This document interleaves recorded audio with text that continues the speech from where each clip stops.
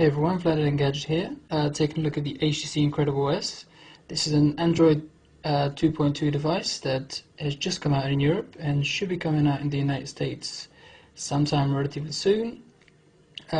We expect it to be called the Incredible 2 on Verizon over in the States. So first of all, we'll take a quick look around the device, and then we'll try and run some benchmarks and talk about its performance. So taking a look around the outside, there's your micro USB port on the side, just a microphone jack at the bottom, a microphone intake at the bottom rather, nothing on the right side. On the top you've got your power button, headphone jack, earpiece with a stats LED light right over here, and your front facing camera. Then you got a volume button. It's just one button, volume up, volume down. It's quite big, and we found that sometimes while you're just holding the phone like this, you accidentally lower the volume, but it's not a big deal. It generally does a good job. And around the back, you've got a camera, 8 megapixel camera, dual LED flash, and one loudspeaker. So taking a look at the phone itself. It's got HTC Sense skin on top of Android. Performance is generally very good, very responsive. You've got this pinch to zoom overview of all your home screens. You've got 7 of them. You've got a bunch of HTC's own widgets. Nothing is really new. Most of these features have been around in Sense for a while, such as this bookmarks widget that you have, the weather widget, friend stream, which pulls together Twitter and Facebook and things like that. You also have a bunch of options, like here we've got a smaller weather widget and a smaller clock, so you don't always have to have it looking like this. You also have this personalized button here, where you can change the wallpapers, the scene, or the skin. And there's downloadable scenes that you can get more from HTC. So there's a bunch of UI customizations that you can really do. Basically, it's Android, it's 2.2, and generally speaking, it works very well. We also really like the screen on this phone. However, we have quite a bit of sunlight coming in through the window, and as you can kind of see, it doesn't handle it too well when it's in direct sunlight. Most phone screens don't really do a great job of it anyway, but it's something to keep in mind, I suppose. So in terms of performance, if you take a look at the gallery, take a look at some photos here, it generally, again, it's very fast to do its job. The camera application is very quick. There's almost no time taken between one shot and being prepared to take another one.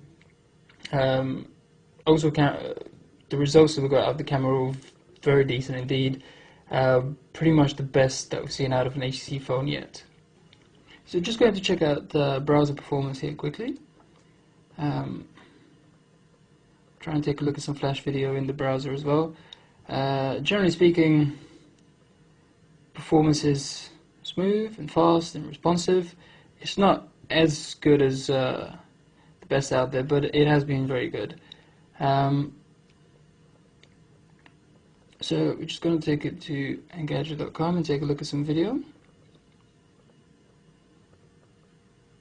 So again, pinch to zoom and scrolling performance. It's generally very fast. And it's just that on this occasion it's probably waiting for the page to load fully. There we go. Alright. So I'm going to have some video in this post. Look at how it handles flash when it's embedded on the page.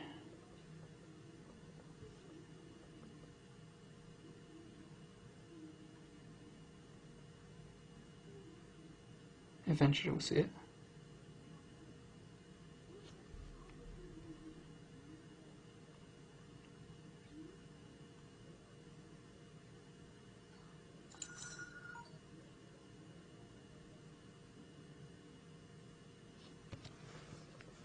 Hi everybody, it's Tim Stevens from Engadget, and I'm going to give you an overview of the Nintendo Virtual Boy. It was a system released in 1995, but it only survived about a year on the retail market before being pulled due to rather unsuccessful sales.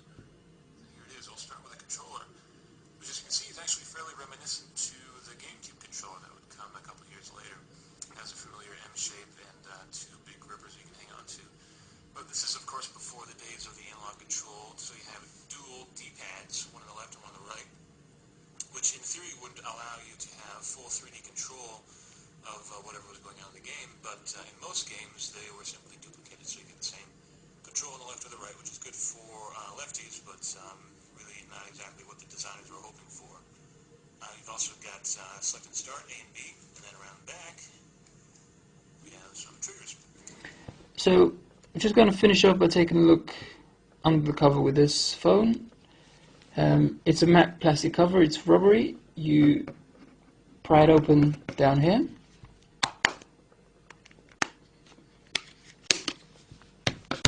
It's a very flexible cover, and it does look like the sort of thing that will survive a lot of bumps and bruises, so we feel pretty good about that. This is a 1450 milliamp hour battery. There you go. And your micro SD card slots into here. It's quite an unusual and not a very intuitive place for it. But there you go, it's a tiny little slot on the side. It's also labeled with micro SD, but there's no color to it. There's no color to the label there, so it's pretty easy to miss.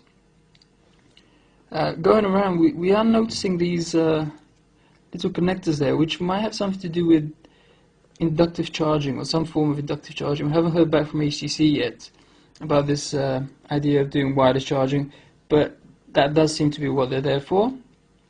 And obviously you have your micro, your SIM card slot right here, and that's basically the whole device for you.